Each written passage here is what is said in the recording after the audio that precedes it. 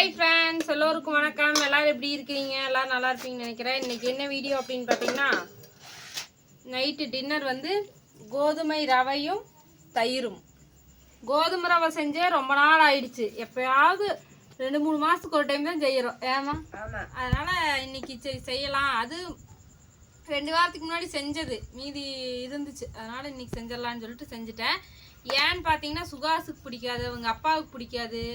ஆறாவதுனாவே ஏதோ இப்போ தான் கொஞ்சம் கொஞ்சமாக அது தயிர் சேர்த்துனா தான் சாப்பிடுவாங்க, இல்லைன்னா சாப்பிட மாட்டாங்க ரவை. அதனாலேயே நாங்கள் செய்யாமல் விட்டு வருஷ கணக்காயிரும் போல இருக்குது. அதனால் இன்றைக்கி சாப்பாடு மதியம் செஞ்சது இருந்துச்சு, அதனால் அவங்கள சாப்பிட சொல்லிட்டு நாங்கள் வந்து கோதுமை ரவை செஞ்சுட்டோம்.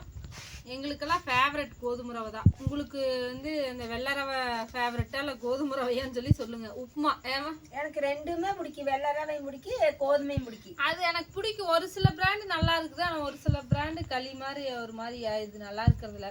ஆனால் அதுக்கு வந்து பச்சை மிளகாய், சின்ன வெங்காயம் நிறைய தொளிச்சு போட்டு, பச்சை மிளகாய் போட்டு, கடலப்பருப்பு, உளுந்தம் பருப்பு நிறைய போட்டு கொஞ்சம் எண்ணெய் அதிகமாக விட்டோம்னா சூப்பராக இருக்கும். ஃபர்ஸ்ட் வறுத்துக்கோன்னு ஜாமி.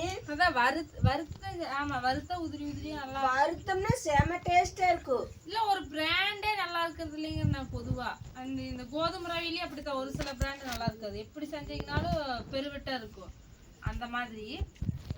அப்புறம் வந்து ஒரு சமையல் வீடியோவில் ஒரு கமெண்டு போடி, என்ன ஆமாம் போடி என்னமோ போடின்னு அனுப்பி சொல்லியிருந்தாங்க.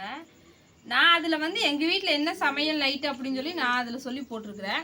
அதில் என்னை போடின்னு சொல்கிறதுக்கு என்ன அதில் இருக்குதுன்னு எனக்கு தெரியல.